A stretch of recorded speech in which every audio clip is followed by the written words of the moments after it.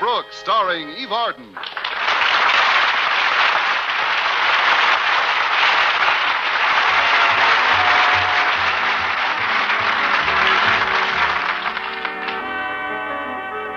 From time to time during the years our Miss Brooks has been teaching at Madison High, her relations with her principal have been rather strained. But so far this semester, she and Mr. Conklin have apparently buried their differences. Only because we couldn't do the same to each other. But actually, in recent weeks, Mr. Conklin has been rather considerate to me. At least he was until this past Wednesday. On that morning, he reverted to type and ordered me to be at his home an hour before school started. So promptly at 7:30, Harriet Conklin admitted me and said she'd see what her father was doing. At 7:35, she returned covered with lather, so I didn't have to ask. Then she excused herself and went into the kitchen to start breakfast. At 7:40, the doorbell rang, and since no one was around, I stood there for a moment undecided what to do. But in the Conklin household, no one remains undecided for very long. Miss Brooks, would you please answer the doorbell? Please answer the doorbell, Miss Brooks. Answer the doorbell this instant. So I answered the doorbell. When I opened the door, to my surprise, there stood an American Indian in full regalia, and right behind him stood his squaw, who appeared to have a papoose board on her back. No sooner had I opened the door when the Indian said... How? Very simple. I turned the doorknob and it opened. How? I just told you.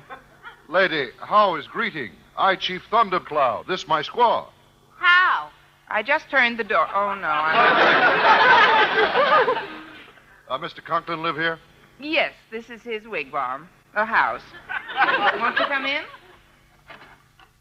Mr. Conklin expect me. Me lecture at Madison High School today. The chief, he Mr. Conklin's friend. Oh, really? Well, I'm a teacher at Madison. You very pretty. Squaw, she Miss Brooks' friend. Thanks, Mrs. Thundercloud. Now, Mr. Conklin ought to be down any minute, so why don't you two have a seat? Chief have seat. Squaw, she stand. Squaw, she stands? It is custom of my tribe. When chief sit, squaw stand. Now you understand? Do I? Squaw, have you got a squawk? That is, I don't entirely agree with that custom, Chief. And Good morning, Miss Brooks. Well, Chief Thundercloud and Mrs. Thundercloud, good morning. Good morning, Mrs. Conklin. How, Mrs. Conklin? Very simple. She just married Mr. Conklin. Oh, there I go again. Oh, Mrs. Conklin, is that a new fur coat you're carrying? It's stunning. Why, thank you, Miss Brooks, but I've had it for years. Matter of fact, I'm thinking of selling it. That's why I brought it out so early. Do you know someone in the market? Why, yes, I've been looking for a winter coat myself, and yours is simply beautiful. But you'd probably want a good deal more than I could afford. Oh, I don't know. I'll tell you what, Miss Brooks. Give me $100 and you can walk off with the coat. What do you say? If I had $5, I might sneak off with a sleeve. I knew I couldn't afford anything as luxurious as that. Oh, I am sorry, Miss Brooks. I wish you could have bought it. But if you hear of anyone else who might be interested, please let me know. Now, I'll be right back with your sack of flour, Chief. It's in the kitchen. Very good. And other things. Well, Mr. Conklin is still upstairs with your ham and turkey. And when he's subdued them, I know he'll bring them down. Sack of flour, ham, turkey? If I'm not being too inquisitive, Chief, what are they for? Oh, pay for lecture at school. I give lecture and Mr. Conklin give goods. System of barter. Indians use it for hundreds of years. Me and Squaw always use barter. Don't we, Squaw? Miss Brooks, she very pretty. Chief, your wife might not say much, but what she does say certainly makes sense. Well, I think your system of barter is... I'm sorry to keep you waiting, Chief, but as you can see, I brought you your turkey and your ham. How, Mr. Conklin? It's very simple. I carried them downstairs in my... Oh, how? Yes, that's your greeting. Good. Now, I'd better put these things on the table before my arms fall off. Yeah, I guess that completes everything. The ham, the turkey, and this sack of flour on the couch. I'm getting rid of this old dress the first chance I get. Oh, it's Miss Brooks. Oh, good morning, Miss Brooks. But where is the sack of flour? Oh, your squaw bring it from kitchen. My squaw? Yes, sir. Right now, she's helping your papoose start breakfast. But while we're waiting for your wife, sir, why not tell me why you asked me over here this morning? Oh, yes, of course. Why ask you over, yes. Well, it concerns my wife, Miss Brooks. I want you to use your influence to prevent her from buying a pair of enormously expensive lamps, which I can't possibly afford. As you know, she thinks more of your judgment than any woman she knows. She does think that much of my judgment? Yes, the poor benighted soul. But I suppose we all have our quirks. Well, a number of nights ago at your landlady's house, she fell in love with a pair of hideous-looking table lamps, and since then she's been combing the town for an identical pair. Yesterday she found them, and they asked her $200 for the eyesores. $200! Miss Brooks, you've simply got to help me. But, sir, I don't see what I can do. Mrs. Davis discovered them in the attic about a week ago, and she just put them out that night. Say, wait a minute. If Chief Thundercloud can barter, so can I. Really? What tribe are you from, Pocahontas? Sir, it really shouldn't be so difficult. Your wife wants Mrs. Davis's old lamps, and I want your wife's old fur coat. Now, all I have to do is persuade Mrs. Davis to trade me those lamps for something else, and then I can... Here you are, Chief. Here's your sack of flour. I'll just put it on the table with these other things. Frankly, I don't see how you're going to carry all those things. They're so heavy. Oh, not heavy for me at all. But why not? Because squaw going to carry them. Custom in my tribe. Chief, sit back, woman work. Your tribe sounds more like Madison High every minute. Oh, I understand. You tie all those things to your squaw's papoose board. If you'd excuse me, sir, I'd like to get back to see Mrs. Davis about that matter before school starts. But what's the hurry, Miss Brooks? Well, sir, I don't mind getting the idea for barter from the Indians, but I'm simply not the papoose board type.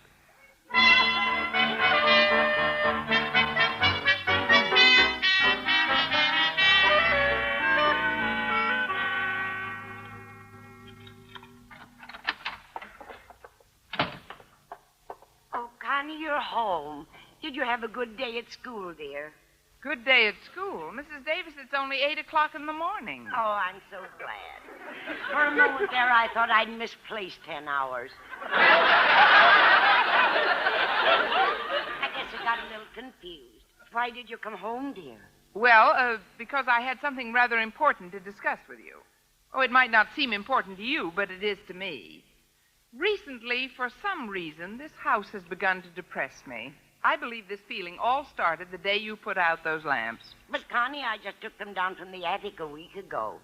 And that very night when Mrs. Conklin was over here, she admired them. Maybe she was thinking how they'd look in her attic. Well, dear, I'm not that fond of them. And if it will make you happy, I'll get rid of them. Oh, I don't want you to give the lamps away, Mrs. Davis, or even sell them cheaply, but I think I know where I can make a deal for them. So why not let me have them? I'll give you something I own in exchange for them. Anything you want. But, dear, you haven't got anything I want. I know what you mean. I haven't got anything I want either. But I tell you what, if you want to trade, there's Mr. Boynton. Oh, you do better keeping the lamps. Oh, you mean something Mr. Boynton owns? Yes, dear. He has a painting in his apartment that's simply beautiful. And it should really brighten up this living room. It's called Doomsday. Oh, yes, indeed. That, plus a little black wallpaper, and we'll have the craziest living room around.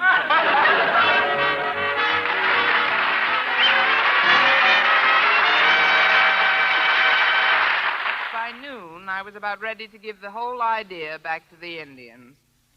However, realizing that adults sometimes get discouraged more easily than children, I decided to tell my story to Walter Denton when I ran into him on my way to lunch. Walter listened as I told him how much Mrs. Conklin's old fur coat meant to me and the great lengths I was going to acquire that coat. Well, now, let's see if I've got it straight. You want Mrs. Conklin's fur coat, and Mrs. Conklin would be willing to give you that fur coat, but she wants Mrs. Davis's lamps. and Mrs. Davis would be willing to give you the lamps, but she wants Mr. Boynton's painting. Now, let's see. What have you got that Mr. Boynton could possibly want? I'll thank you to rephrase that question. Hey, wait a minute. Of course. The cameo ring you're wearing. Oh, I've often heard him tell you how much he'd like a ring like that for his mother. Say, maybe I could trade him the ring for his painting at that. Particularly since his mother's birthday is next week. Well, sure you could, Miss Brooks. When you see him in the cafeteria in a few minutes, something he'll say will remind you of his mother, and you can just slide into the subject gracefully. Leave it to me, Walter. If there's anyone who can slide into something gracefully, it's me. And Mr. Conklin has the welts to prove it.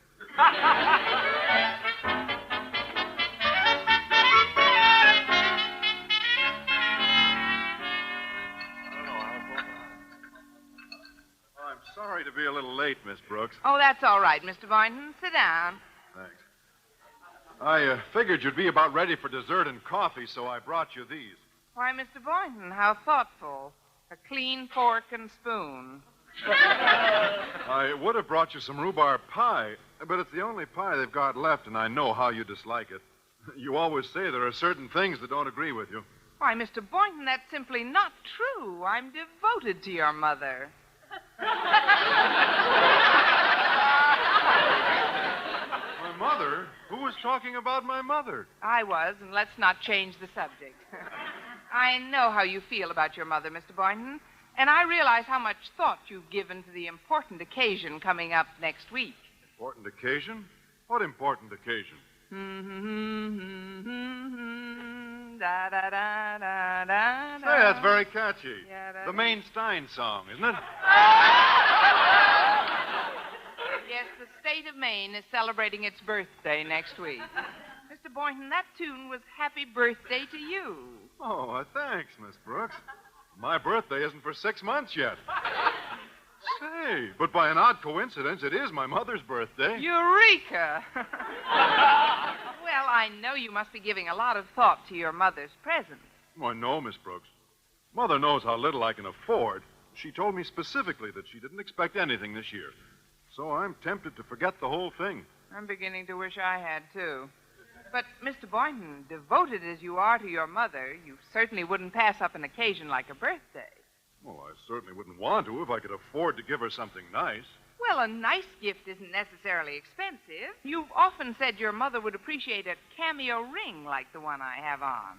Well, I'm proposing a trade. My ring for the painting in your apartment. Miss Brooks, you're not serious, are you? Well, I'd be delighted to make the trade, but... Then just be at my house at 8 with the painting, and we'll consummate the deal. There are a number of other transactions that will have to be made at the same time. Well, all right. Gosh, I didn't think anyone would ever want my painting Doomsday. It certainly doesn't do much to brighten up a room. Well, don't worry about it. In our living room, Doomsday will look like the Garden of Eden.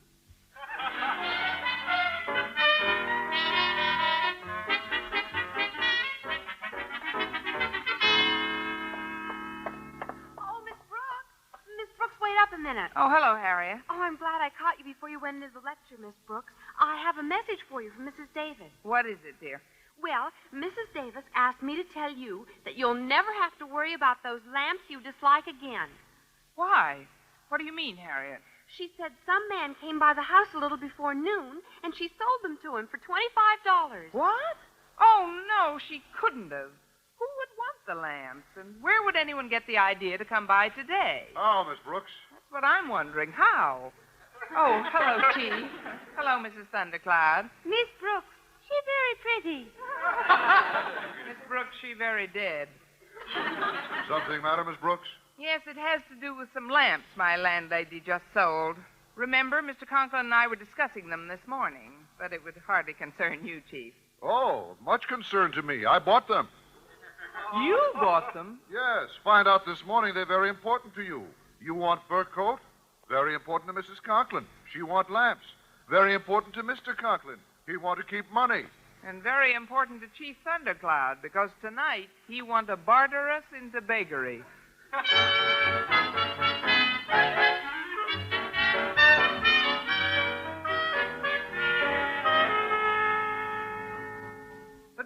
Conklin, when I asked you over here this evening, I had no idea Chief Thundercloud would own those lamps. He just outsmarted me, sir. So could a slightly dopey 4-year-old child. Oh, you knew how desperately I needed those lamps? Well, it really wasn't Miss Brooks' fault, sir. And anyway, maybe Chief Thundercloud won't be so difficult to deal with. Boynton, take my word for it. Chief Thundercloud is one of the sharpest traders I've ever met. I have a feeling one of his ancestors was in that Manhattan Island for $24 deal, and he's been laying for us ever since. As far as I can see, you've brought your painting, and I've brought my wife's fur coat for nothing. Well, at least it's worth a try, sir. Oh, here they are now. Well, Chief Thundercloud and Mrs. Thundercloud. Evening, Miss Brooks. Please come in. The others are already here.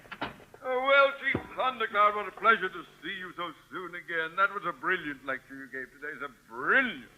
I don't believe you know Mr. Boynton, Chief Thundercloud. How, Mr. Boynton? That's the question I've been asking for 6 years now. How do you do, Chief? And, Mr. Boynton, this is Mrs. Thundercloud. Miss Brooks, she very pretty. I think they're the only words she knows, but I love every one of them. Well, Chief, Miss Brooks tells me that you now own the lamps, but I assured her we'd have no difficulty coming to some trade that will be beneficial to us all. I think, well, you did bring the lamps with you. Lamps tied to papoose board. Papoose board? Where's that? Right on the back of the mapoose.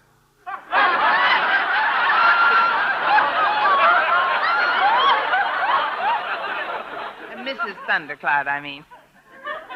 Well, I have the fur coat here, and Mr. Boynton has his painting, so if there's no objection, why don't we start trading? Chief, only trade Indian style. What's that, with tomahawks? What's Indian style? We all sit around in circles, smoke peace pipe, and then we trade. Squaw, hand me peace pipe. Now we all sit. And I give you light. Hey, this isn't bad. Not bad at all. Tobacco is a little strong, though. How do I look smoking a peace pipe, Miss Brooks? Oh, fine, Mr. Boynton. The brown of the pipe goes very well with the green of your face. Are you feeling all right? Why, certainly, Miss Brooks. Only, would you mind sitting still, please? Mr. Boynton, I am sitting still. Now, Boynton, stop being so silly. No tobacco is that strong. But it does seem to be having quite an effect on him, sir. Now the whole room's going around and around and around. Whee! Boynton, let me have that pipe. You hear me, Boynton? I'm talking to you. Well, say something. Happy New Year! And when the real New Year comes around, he's in bed at 10 o'clock. You'd better stop smoking, Mr. Boynton. I guess I'd better. Well, I've never seen such a ridiculous display from a few measly puffs of tobacco. Well, here is pipe, Mr. Conklin. You try. Gladly. Say, this isn't bad. Tobacco has a nice taste to it. You don't find it strong, sir? Certainly not, Boynton. And you don't feel any ill effects? Well, of course not.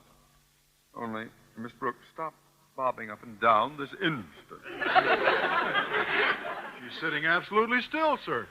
You keep out of this, Boynton. All 4 of you. You see 4, Mr. Boynton? Oh, boy, let me at that peace pipe. Are you all right, Mr. Conklin? Sir, are you all right? Mr. Conklin, speak to us. Merry Christmas! Holy smoke. Oh, I don't feel very well. Neither do I, sir. Well, Chief, ready to trade any time now. Oh, I get it. First he gets us loaded, and then we're pushovers. What is offer, Miss Brooks? Well, I planned on giving Mr. Boynton my cameo ring for his painting. Then I was going to give you his painting for those lamps, and then give the lamps to Mr. Conklin for the fur coat. Afraid you made a mistake. I was afraid you'd be afraid.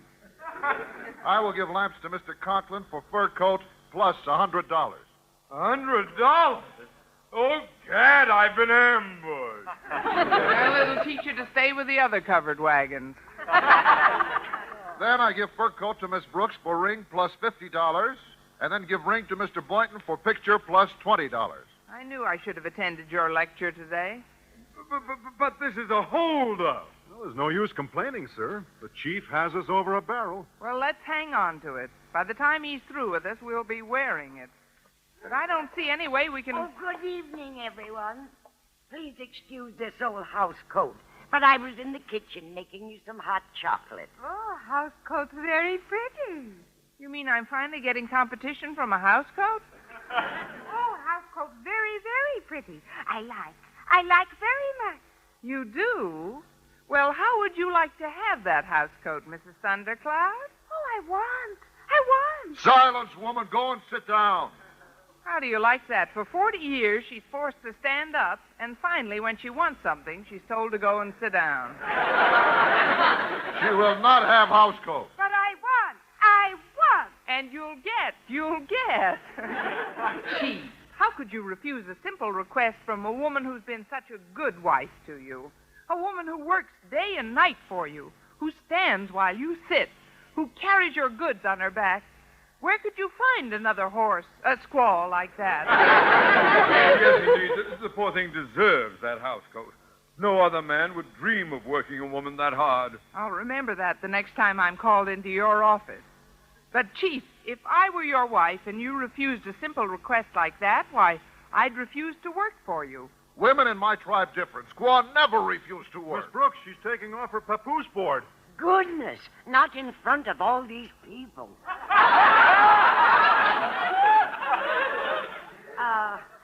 It's just the board on her back. Well, Chief, do we trade? We trade. But first I smoke peace pipe. Don't bother. When you hear what we're going to get for that house coat, you'll be sick enough without it.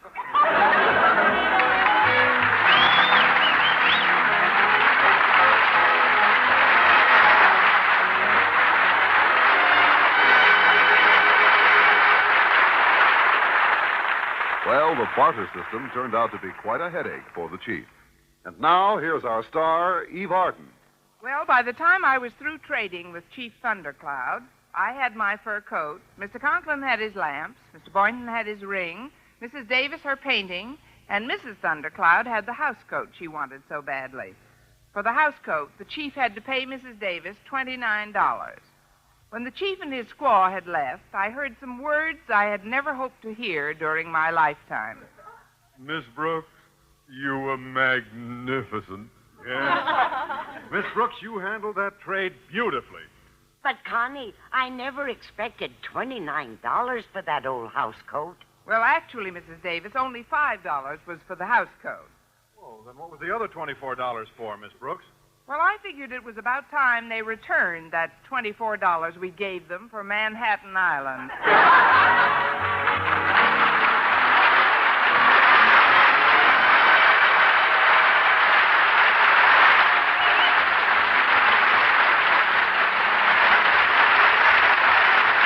Miss Brooks, starring Eve Arden, transcribed, was produced and directed by Larry Burns, written by Arthur Alsberg, with the music of Wilbur Hatch. Mr. Conklin was played by Gale Gordon. Others in tonight's cast were Jane Morgan, Dick Crenna, Bob Rockwell, Gloria McMillan, Virginia Gordon, Joel Samuel, and June Foray.